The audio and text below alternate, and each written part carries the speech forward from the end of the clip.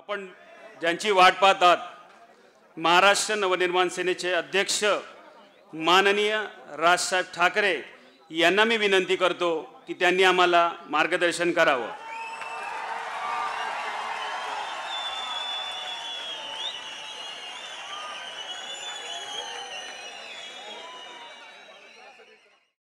जमलेल्या माझ्या सर्व मराठी बांधवांनो, भगिनींनो आणि मातांनो,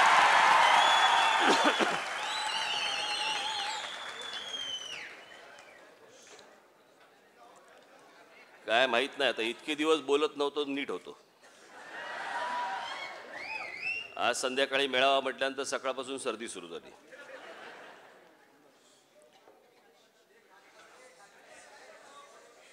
ते डॉक्टरांकडनं औषधं वगैरे घेत त्यांना फक्त एवढं सांगितलं, म्हटलं त्या औषधाने ग्लानी येणार नाही एवढं फक्त बघा. कारण तर मी संध्याकाळी काय बोलतोय समोरच्यांना कळायचं नाही. पत्रकार उद्या परत येतील माझ्याकडे, काल काय बोललात.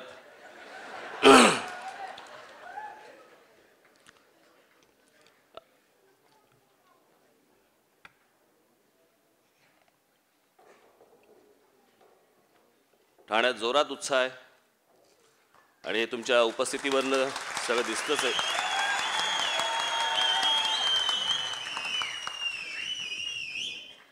आणि अभिजित आणि आपला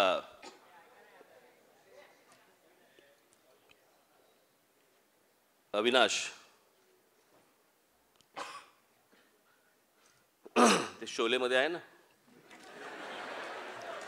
मैंने तुम्हें यहां लाके कोई गलती नहीं की.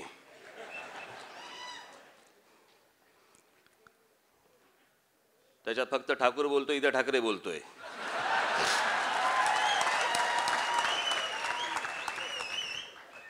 आणि उत्तम काम करतायत, तुमची सगळ्यांची साथ आहे आणि जोरात पावलं टाका. मध्यंतरी मी जरा म्हटलं जरा बघू जरा काय काय चाललंय.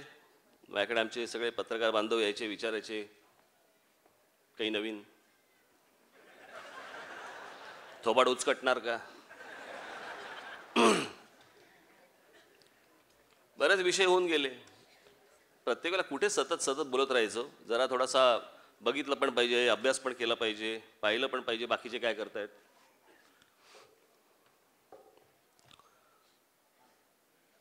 काही बातम्या पुढे सोडून द्यायच्या. मग ते मला त्या कोणते आपले भय्यू महाराज,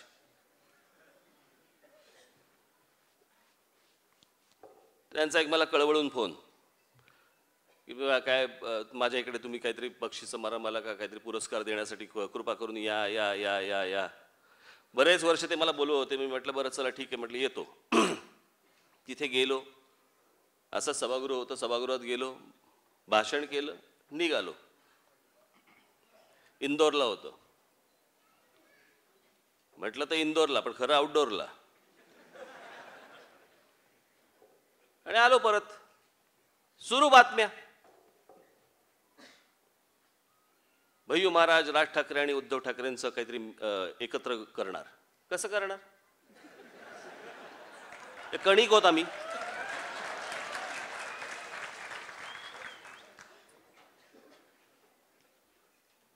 आणि मग नवीन सगळं परत सुरू.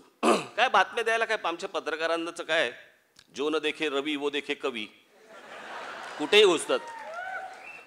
आणि माझी आणि म्हणे उद्धवची म्हणे कुठच्या तरी फार्म हाऊसवरती बैठक झाली. हेच प्रश्न निर्माण करणार, हेच प्रश्न विचारायला येणार. काय झाली. माझा प्रश्न होता तर बातमी कशी छापल्या, बातम्या छापल्या कशा काय.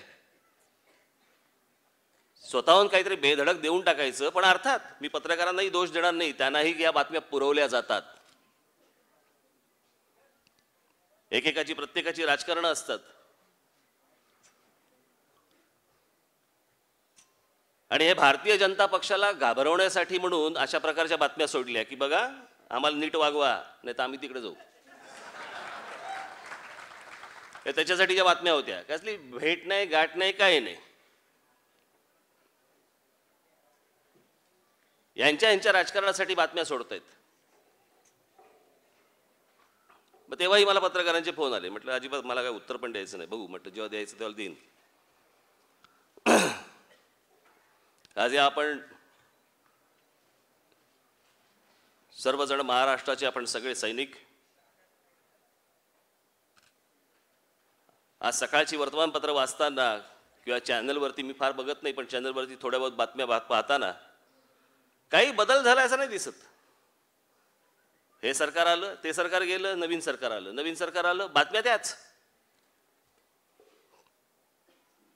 महिलांना अजून रेल्वेमध्ये प्रवास करताना सुरक्षित वाटत नाही. आधीच्या सरकारमध्येही वाटत नव्हतं, आताच्या सरकारमध्येही वाटत नाही.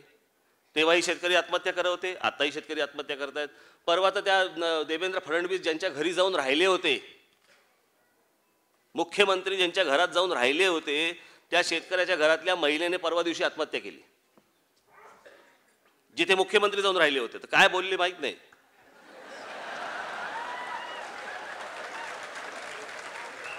बहुधा आमच्याकडनं, या सरकारकडनं काही होऊ शकत नाही एवढंच बोलले असतील.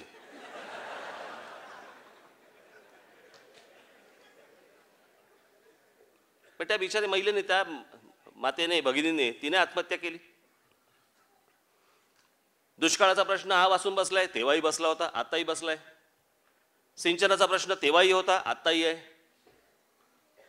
टोलचा प्रश्न तेव्हाही होता, आताही आहे. बदललं काय? फक्त थोबाड, तोंड बदलली, बाकी काय नाही बदललं. नवीन नवीन उद्योग सुरू त्यांचे. काय तर म्हणजे शिक्षणाचा विद्यार्थ्यांवरचा भार कमी करायचा आहे. काय पण आमचे शिक्षण मंत्री दप्तर वजन काट्याने तपासत होते. अहो हा भार नाही, अभ्यासक्रमाबद्दल चालू आहे, अभ्यासक्रमाबद्दल ते वजन काट्याने तपासतात दप्तर.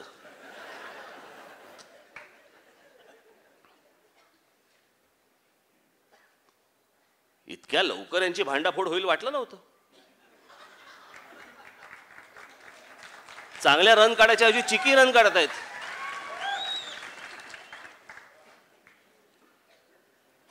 तेव्हाही भ्रष्टाचार होता, आताही भ्रष्टाचार आहे. म्हणजे आता तर मला मध्यंतरी सरकारमधली काही माणसं मला बोलली, सरकारी अधिकाऱ्यांमधली मला माणसं काही भेटली.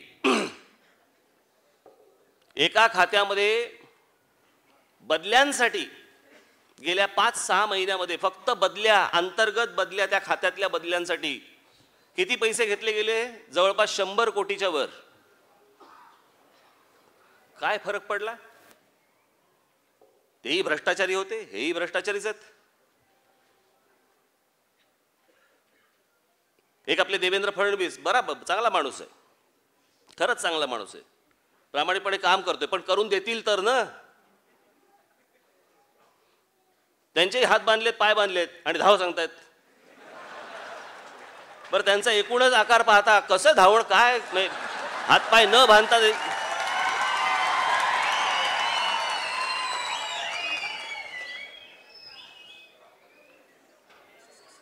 कधी कधी टीव्हीवरती बघत असताना असं वाटतं बॅलन्स जाईल.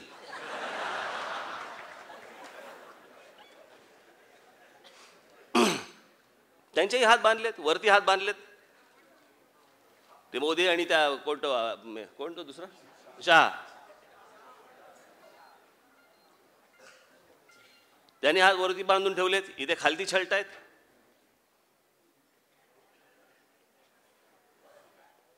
काय आणतायत आपल्या परत राज्यामध्ये?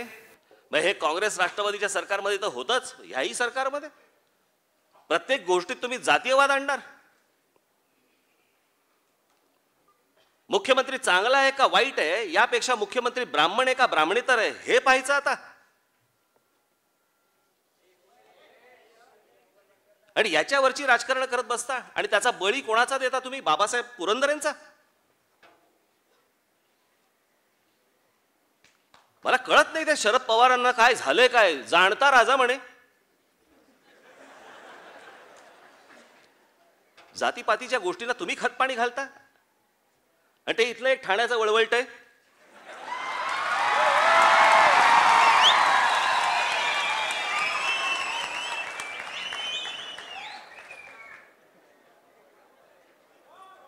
लाज वाटत नाही या लोकांना? आपण काय बोलतोय, कोणाबद्दल बोलतोय? ज्या माणसाने संपूर्ण छत्रपतींसाठी, छत्रपती शिवाजी महाराजांसाठी संपूर्ण हयात घालवली अख्खी, आज 92-93 वर्षाचं वय आहे त्यांचं, त्यांना एकेरीत हाका मारता, एकेरीत बोलता.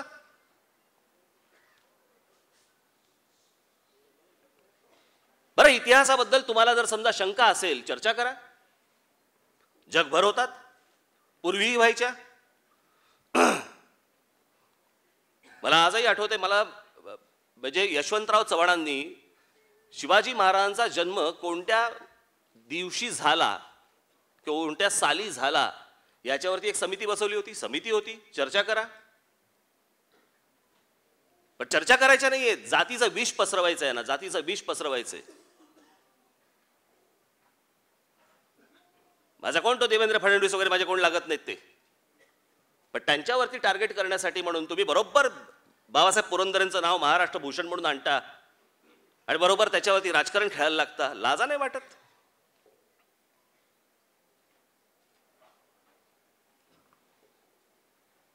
जो माणूस दिवस रात्र दुसरा विचार नाही, छत्रपती शिवाजी महाराजांशिवाय दुसरा विचार नाही. बरं, बोलतायत त्यांचा इतिहास काय? त्यांचा कोणी तपासायचा इतिहास? त्याच्यावर फक्त शंकाच आहेत.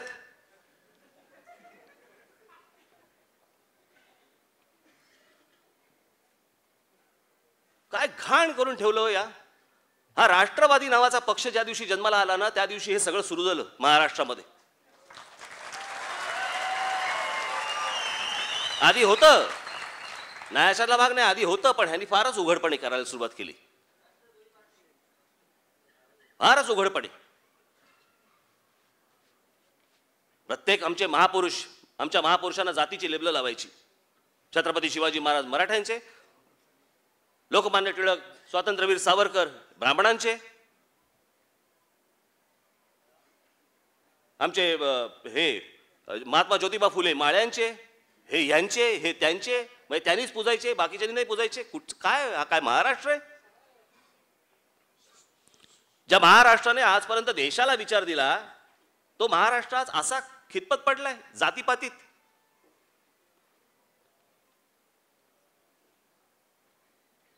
माझी तुम्हाला सगळ्यांना सांगणं आहे, महाराष्ट्र नवनिर्माण सेनेचे जेवढे कोणी पदाधिकारी, जेवढे माझे सहकारी असतील, या जातीपातीला तुमच्यामध्ये कुठेही थारा देता कामा नये. तुम्ही कुठेही थारा असता कामा नये. व्यक्ती ही गुण आणि दोष बघून घ्यावी, जात बघून नाही. मी कधी बघितलं तुमच्याकडे? आमच्यावरती कधी संस्कारच झाले नाहीत या गोष्टींचे. आम्हाला माहितीच नाही. मला आता व्यासपीठावरती कोण आहे, तुम्ही कुठच्या जातीचे आहात, मला गरजही नाही त्या गोष्टींची. मराठी आहात, महाराष्ट्रासाठी झट्टा, कुठच्याही जातीचे असाल तुम्ही.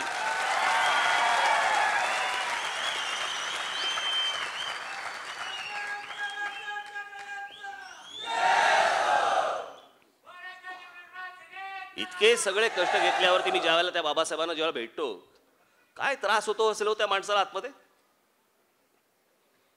चर्चा करायला कोणी यायला तयार नाही, कोणी बोलायला तयार नाही. आणि ह्यांचं हे ठरलेलं असतं पहिल्यांदा हे सगळं जातीवरती, कारण मतदान पाहिजे, मतदान, सारखं मतदान. काही नाही मिळालं मग आरक्षण काढा, नाही तर हे जातीचे प्रकार काढा, त्यातनं काहीतरी डिवचा लोकांना, त्यातनं माती भडकवा.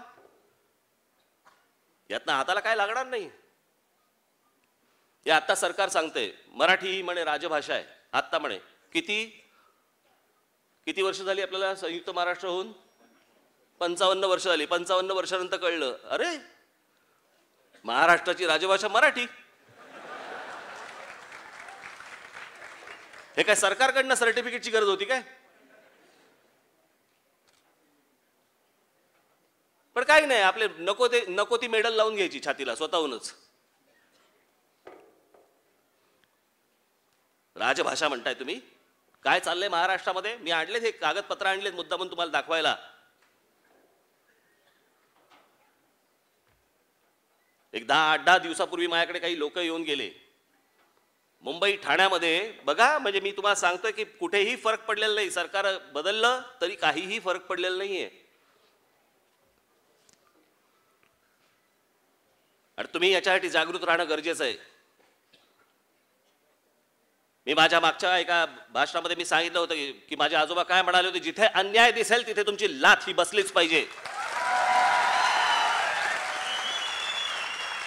काय कशाचा विचार करू नका. केसेस पडतील, सत्ता आल्यावरती काढून टाकू.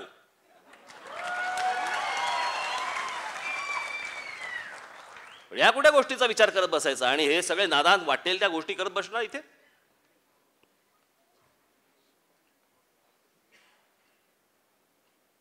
मुंबई, ठाणा या सगळ्या परिसरामध्ये नवीन रिक्षाची आणि टॅक्सीची परमिट्स दिली जात आहेत. माहिती आहेत तुम्हाला?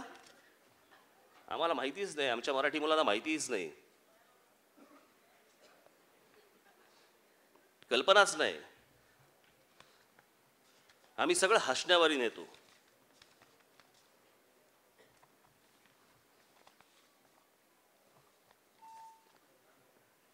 आणि आपल्याच ठिकाणी, आपल्याच महाराष्ट्रामध्ये, या मुंबई आणि सगळ्या ठिकाणी आपले मराठी तहसीलदार या बाहेरून आलेल्या सगळ्या लोकांना खोटी सर्टिफिकेट देत आहेत, खोटे बॅज देत आहेत.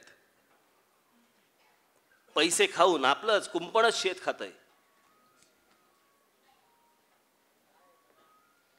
हे मला सगळे झेरॉक्स त्याच्या कॉपीज मिळाल्या.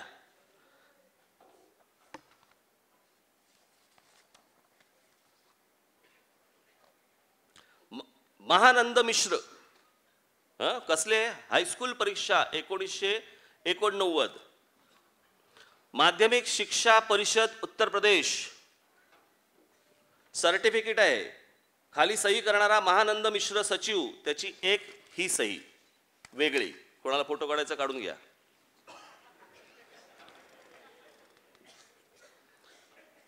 त्याच ह्याचं माध्यमिक शिक्षा परिषद उत्तर प्रदेश हायस्कूल परीक्षा 1988, महानंद मिश्रा, दुसरी सही, वेगळी सही. माध्यमिक शिक्षा परिषद उत्तर प्रदेश हायस्कूल परीक्षा 1986, महानंद मिश्रा, तिसरी सही, वेगळी सही.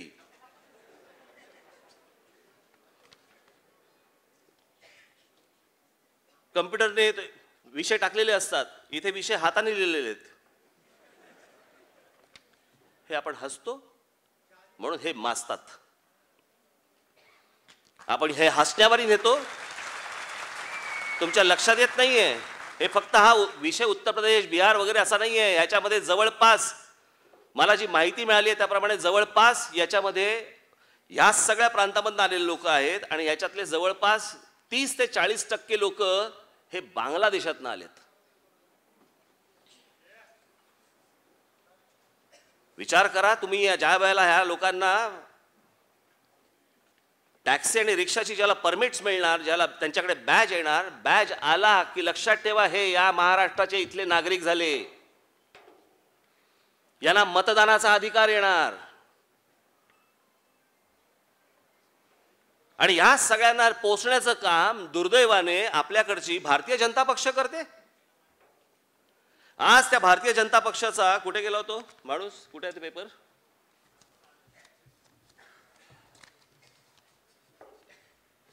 हा बघा, भाजपा कार्यकर्ता दिनेश पवार खोटी 1000 रुपयामध्ये आधार कार्ड वाटताना त्याला पकडलंय काल आपल्या लोकांनी, आपले सत्यवान वगैरे या सगळ्या लोकांनी.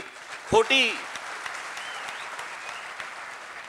भाजपचा कार्यकर्ता, एका ठिकाणी सुरू आहे, कित्येक ठिकाणी सुरू असेल. तुम्ही गाफील, आम्ही गाफील. निवडणुकीच्या वेळेला विचार करायचा, मतं कुठे गेली, ही अशी मतं वाढली, ही कोण माणसं आहेत, कुठून आलीत, काही आम्हाला पत्ता नाही, थांग पत्ता नाहीये. जे काँग्रेस करायचे तेच भाजप करते आणि म्हणे पार्टी विथ डिफरन्स. हा वेगळेपणा तुमचा. तुमचे लोक खोटी आधार कार्ड 1000 रुपयाला घेऊन तुम्ही भरताय, बाहेरच्या लोकांना भरताय. मुंबई, ठाणा, पुणा, नाशिक या सगळ्या ठिकाणचं, शहरांमधलं तुम्ही लोकसंख्या वाढवताय, खोटी माणसं भरताय. आमचं लक्ष नाही, आमचं कोणाचं लक्ष नाही, आम्हाला माहिती नाही. उद्या आम्ही कोणाच्या रिक्षात बसणार आहोत, कोणाच्या टॅक्सीमध्ये बसणार आहोत, आम्हाला कल्पना नाही. आधीच संपूर्ण देशाचा विचका झालाय. त्या दिवशी तो याकूब मेमन त्याला फाशी दिली, तमाशा बनवून टाकला, तमाशा बनवला. काही म्हणजे ह्या गोष्टीचं काही गांभीर्य?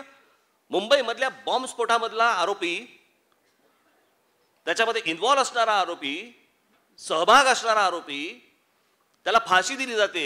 काय पण आमची न्यायालय 22 वर्षांनी निर्णय लागतो. 22 वर्ष लागतात त्याला.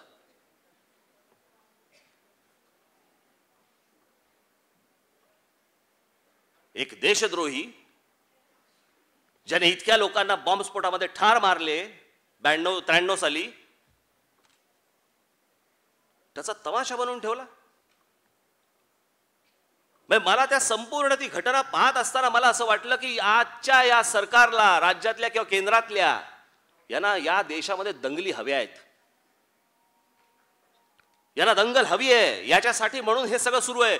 अन्यथा तिकडे फाशी दिली, मग किती वाजता येणार विमान? फाशीच्या आधी त्यांनी काय खाल्लं? मग तो काय करत होता? मग त्याला कशी पुस्तकं दिली? आणि आमच्या मीडियाचे लोक चवी चवीने खातायत, चवी चवीने खातायत.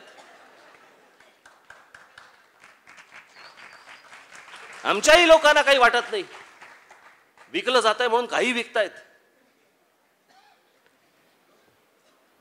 तो काय बोलला? कविता दिल्या, मी लेख दिला, 2-2 चॅनलवरची भांडणं. तो काहीतरी हे बोलला, मग अजून ह्याने काहीतरी अजून चढवून सांगितलं. हे चाललंय. एका चॅनलवरती तर याकूब मेमनच्या कुटुंबियांची मुलाखती सुरू आहेत. टाइम्स ऑफ इंडिया सारखा न्यूजपेपर फाशी दिल्यानंतर ज्या दिवशी तिकडे इथे आणलं, त्याला इथे आणला, त्याच्यानंतर आणल्यानंतर टाइम्स ऑफ इंडियामध्ये दुसऱ्या दिवशी 8 फोटो. ज्या दिवशी आमचे एपीजे अब्दुल कलाम गेले त्यांचा 1 फोटो.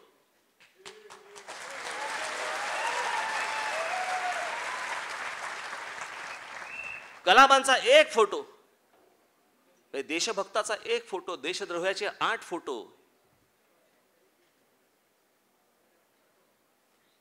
हे आमच्याकडच्या वर्तमानपत्रातलं आणि चॅनलमधलं वाचतो, बोलायचं नाही. काय सांगतो काय होत आपण? काय म्हणायचं काय तुम्हाला?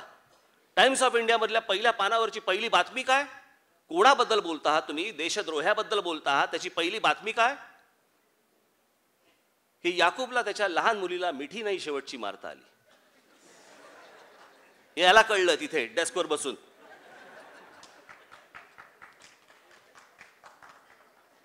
ही पत्रकारिता आम्ही मान्य करायची, पत्रकारांनी आम्हाला शिव्या घालायच्या, आम्ही काय बोलायचं नाही.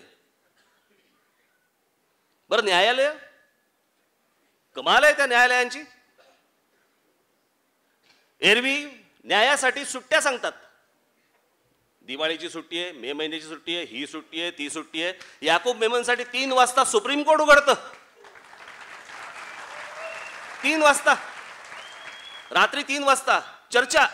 काय काय वाटतं काय? म्हणजे काय असेल का हा इन्व्हॉल्व का नसेल? म्हणजे तुम्हाला काय म्हणायचं? काय चाललंय काय? सर्वोच्च न्यायालयाने निकाल दिल्यानंतर आपल्याकडचे काही भामटे, त्या कोणतो भट, भिकारडा महेश भट,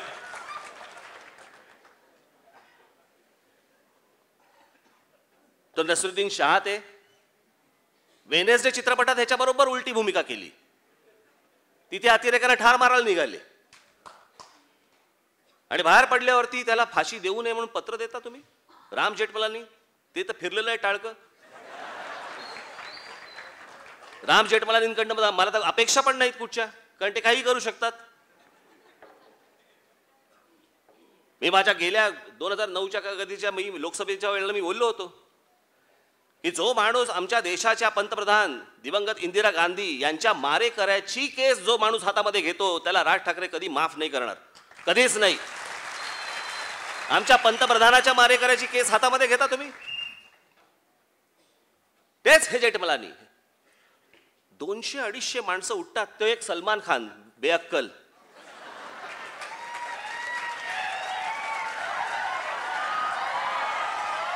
काही त्याला काही अक्कल नाही.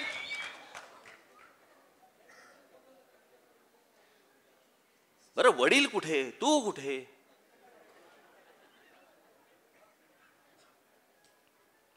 वडील सलीम साहेब हा आदर करण्यासारखा माणूस, याला माहित नाही रात्रीचे 2-2:30-3 वाजता ना,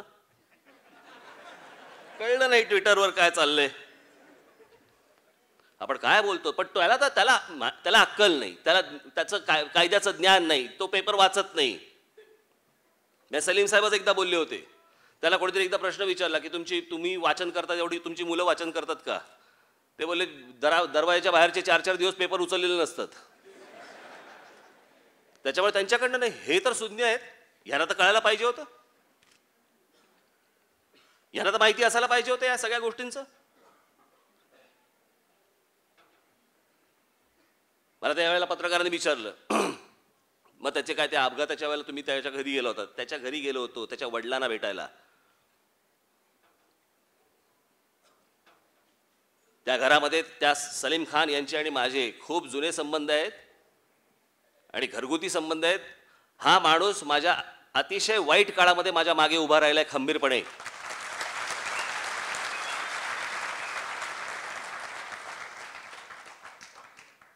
सलमान खान दोषी मी काय सांगायला निघालो होतो काय? नाही, त्याला माफ करा, त्याने काय ऍक्सिडेंट केलेलं नाही.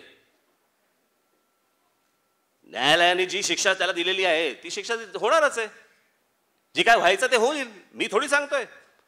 पण माझं कर्तव्य म्हणून मी सलीम खानना भेटायला तिकडे गेलो होतो.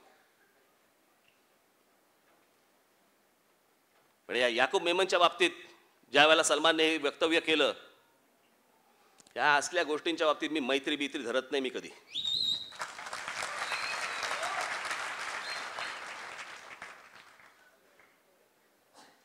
काय परिस्थिती आज ओढवलेली आहे, काय चालू आहे. तो कोण, शकील, कोण छोटा शकीलच्या मुलाखती छापतायत. काय बोलला टायगर मेमन, त्याच्या आई बरोबर काय फोनवरती बोलला, यांना कळलं.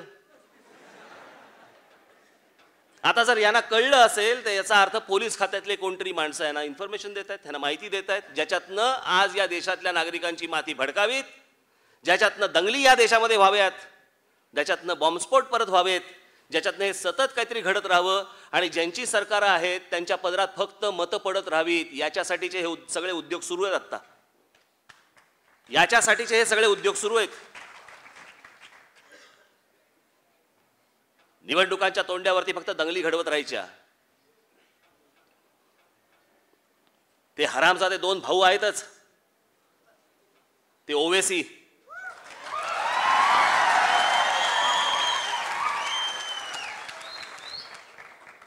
साले ही फुरशी सगळी इथेच येणार. वाटेल ते तोंडाला येतील ते बडबडत बसतात ही माणसं, त्यांच्यावरती काही नाही. आणि मी प्रामाणिकपणे महाराष्ट्राची मराठी माणसाची बाजू मांडली. माझ्यावर 92 केसेस टाकता आणि ह्यांच्यावर एक पण केस टाकत नाही तुम्ही.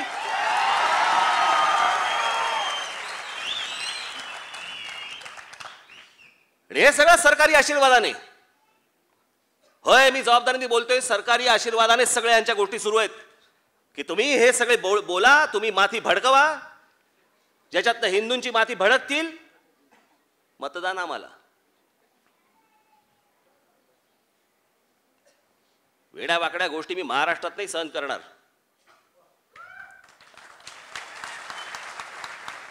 मागच्या वेळेला एक मोर्चा काढला होता त्या ओवेसीच्या लोकांनी, ज्यावेळेला हे आझाद मैदानावरती, त्याला मोर्चाने उत्तर आपण दिलंय.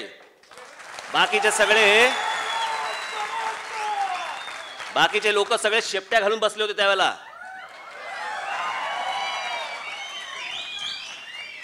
कोण पुढे नव्हते आले. आणि आपण मोर्चा जाहीर केल्यावरती मग तिकडे जा, मग त्या काहीतरी स्मारकाला बघा, डागडुजी करा, काही लागलं तर नाही ना.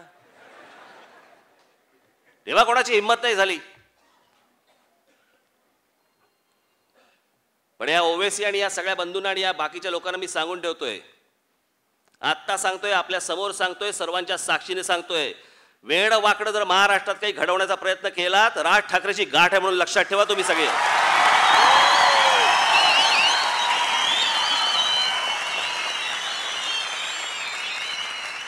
रस्त्यावर बाहेर काढून फोडून काढेन.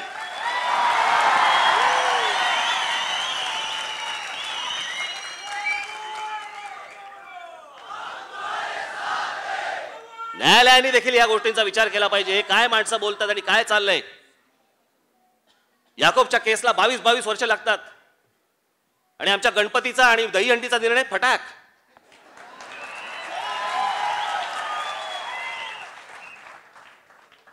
सगळ्यावर बंदी.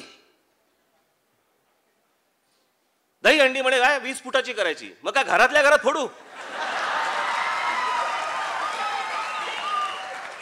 बरं, हे निर्णय देणारे कोण असतात, काय असतात? मी तुम्हाला सांगतो, माझं तर मागणी आहे, हे जेवढे देशभरामधले जेवढे न्यायाधीश आहेत ना, हे जोपर्यंत न्यायाधीश तिथे त्या खुर्चीत बसलेत तोपर्यंत त्यांचे मोबाईल काढून घ्या, त्यांची इंटरनेट सर्व्हिस काढून घ्या, त्यांच्याकडचे वर्तमानपत्र बंद करून टाका आणि त्यांच्याकडचे चॅनल बंद करून टाका. जो निर्णय येईल तो तात्काळ येईल आणि कायद्याने येईल. आणि सगळ्यात महत्वाची गोष्ट म्हणजे कोणाकडे हे प्रकरण आहे त्या न्यायाधीशाचं कधीही वर्तमानपत्रात आणि चॅनलवरती नाव येता कामा नये. बघा कसे पटापटा निर्णय देतील. सलमान खानची केस, ऍक्सिडेंटची केस, 12 वर्ष. काय तपासताय काय? मला एकदा समजून तर सांगा, काय तपासताय? 12 वर्ष लागतात या गोष्टींना? नाही, प्रत्येक वेळेला बातमी येणार, मग बातमी आली की मग त्या न्यायाधीशाचं नाव येणार, मग न्यायाधीश खाली सगळं सांगणार, मग चालू कोर्ट पुढे सुरू.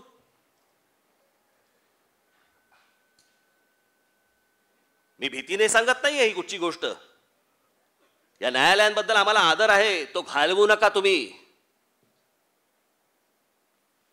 ही माझी न्यायाधीशांना विनंती आहे. जो निर्णय असेल तो कायद्याने तुम्हाला द्यावा लागेल. वर्तमानपत्र आणि चॅनल बघून तुम्ही निर्णय नाही देता कामा. काय येतं मध्येच म्हणजे पब्लिक आउटक्राय, त्याचा काय संबंध? बरं, पब्लिक आउटक्राय तुम्हाला कुठून कळला? वर्तमानपत्रातनं, चॅनलवरनं. बंद करून टाका ते पहिले चॅनल्स, बंद करून टाका वर्तमानपत्रांच्या घरी जायची. जोपर्यंत न्यायाधीश आहेत तोपर्यंत ह्यांना हे सगळं बंद असलं पाहिजे, तर हे न्यायालयामध्ये न्यायाची बाजू धरतील आणि कायद्याने तात्काळ निर्णय देतील. इतके प्रलंबित सगळे आजपर्यंत केसेस आहेत या देशामध्ये, सुटत नाहीत. लोक चक्रा मारतायत, चपला झिजतायत, आयुष्य जातंय, निर्णय नाही. सगळ्या ठिकाणची परिस्थिती आपण जर बघितली, आज देशामधली परिस्थिती, महाराष्ट्रातली परिस्थिती, काय महाराष्ट्रातली परिस्थिती, काय चाललंय तिथे वरती नरेंद्र मोदींचं? कसली मन की बात, बोलतच नाहीत, मौन की बात. बरं, हेच आरोप करत होते मनमोहन सिंग बोलत नाहीत, आता हेही बोलत नाहीत. मूळ विषयावरती बोलता येत नाही, सांगता येत नाही. आज जी देशामध्ये जी अराजकाची परिस्थिती आहे, आज काल कळलं तिथे कुठेतरी कोकणामध्ये कोणतरी अतिरेकी शिरले. चला, आमच्या सगळ्या बाजूने गेट ऑफ इंडिया येतोय तो घुसतोय. बरं, खरे आहेत खोटे आहेत का निवडणुकांसाठी आले आहेत? बातम्या चालू ठेवायच्या, माती भडकवायची, मतदान मिळालं की निघून गेले.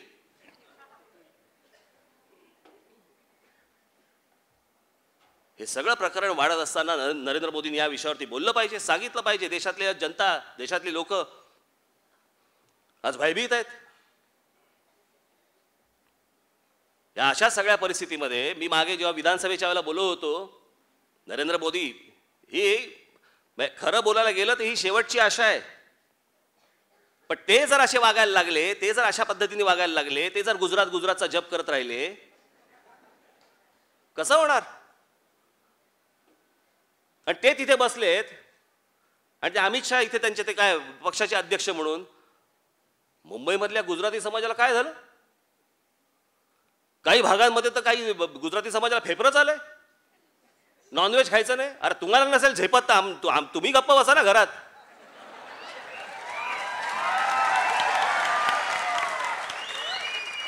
याचा खाण्यापिण्याशी काय संबंध? हे आलं कुठून नवीन हे सगळं? हे सगळं पहिल्यांदाच आहे दक्षिण मुंबईमध्ये सगळं सुरू झालं. जेवढी नॉन व्हेजिटेरियन रेस्टॉरंट्स आहेत तेवढी सगळी बंद करायला लावायची. ही कुठची वेगळी दहशत? काय प्रकार सुरू आहे? एका बाजूला हे सगळे खोटे परवाने दिले जात आहेत, एका बाजूला खोटी आधार कार्ड दिली जात आहेत, एका बाजूला हा सगळा सामाजिक सगळा मात चढत चाललाय आणि त्याच्यामध्ये होरपळतोय कोण? आमचा मराठी माणूस.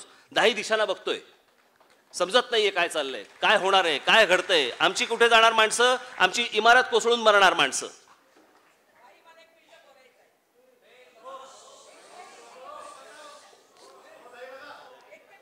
तुम्हाला नंतर वेळ देतो मी.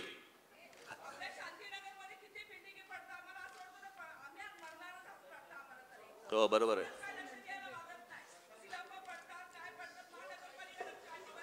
नाही नाही एक मिनिट ताई ऐका जरा, मी त्याच्यावरतीच बोलतोय, जरा ऐका. तुम्ही आतमध्ये येऊन नंतर मला भेटा. आपण काही चुकीचं बोलत नाही आहात. ही व्यथा आहे.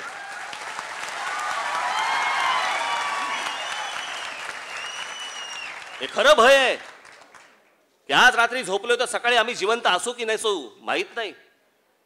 अशी आज आमच्या शहरामधली आज तिथे परिस्थिती, जिथे मराठी माणूस आज जीव मुठीत धरून राहतोय.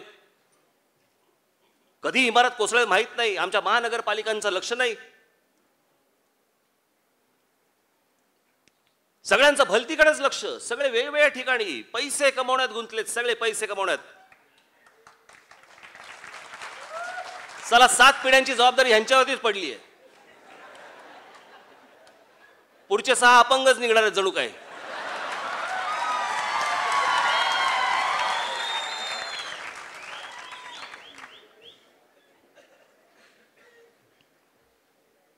असल्या सगळ्या गोष्टींमधनं वाट काढत असताना तुम्ही मशालीसारखं राहिलं पाहिजे.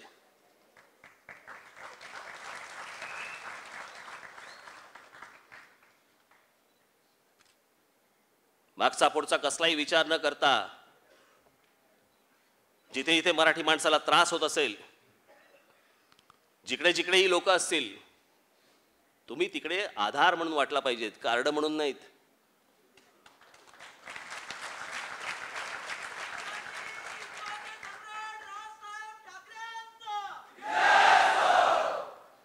आज या सगळ्या गोष्टींमधनं आपल्याला वाटचाल करत पुढे जायचंय. हे इतकं सगळ्या घाणेरड्या गोष्टीने इतकं सगळं गटार तुंबलेलं आहे. हे सगळं गटार आपल्याला साफ करायला लागणार आहे. आणि मगाशी म्हटल्याप्रमाणे हे सगळे जे विषय मी तुम्हाला आता सगळे सांगितले, इथे तुमची लाथ ही बसलीच पाहिजे. ही आपली वाहतूक सेनेचे लोक कुठे आहेत हे त्यांनी हातात घेतला पाहिजे हा सगळा विषय. तुम्ही बाकीच्यांनी हा सगळा विषय हातामध्ये घेतला पाहिजे, हा सगळ्या रिक्षा टॅक्सांचा. आणि आज जर तुम्ही गाफील राहिलात या सगळ्या गोष्टींमध्ये, राज ठाकरे सतत सांगतोय, लोकांना असं वाटतंय राज ठाकरेला काहीतरी उत्तर प्रदेश आणि बिहार बद्दल काहीतरी द्वेष आहे. मला कसला आला द्वेष?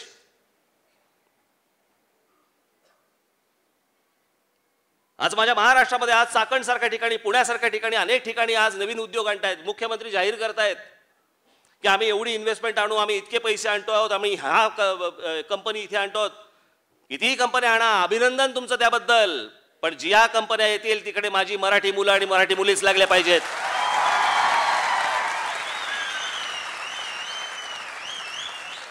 बाहेरच्या प्रांतातले अजिबात खपवून घेतले जाणार नाही. इथली मुलं कामासाठी हात पसरतायत, बाहेर पडतायत. काम मिळत नाहीये, नोकऱ्या मिळत नाहीयेत. आमच्या महाराष्ट्रामध्ये उद्योग निर्माण होतात आणि आमच्या मुलांना मिळत नाहीयेत. बाहेरचे लोक येऊन घेऊन जात आहेत.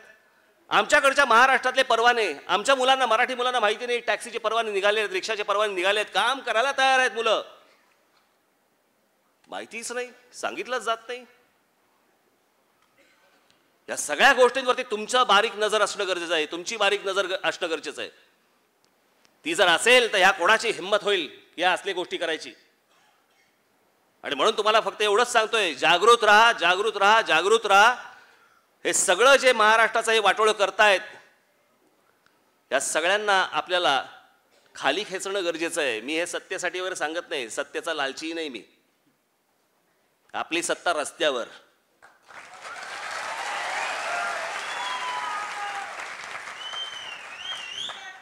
ती सगळ्यात महत्वाची. मराठी जनतेबरोबर आपण असणं गरजेचं आहे. त्यांना आपण बरोबर आहोत असं वाटणं गरजेचं आहे. त्याच्यासाठी तुम्ही सगळेजण कामाला लागणं गरजेचं आहे, आवश्यक आहे. म्हणून तुम्ही सर्वांनी जोमाने मोठ्या प्रमाणात कामाला लागावं असे एक आवाहन करतो. आणि आज आपण इतक्या सगळ्या मोठ्या प्रमाणावर इथं आलात त्याबद्दल धन्यवाद देतो आणि आपणा सर्वांची मी रजा घेतो. जय हिंद, जय महाराष्ट्र.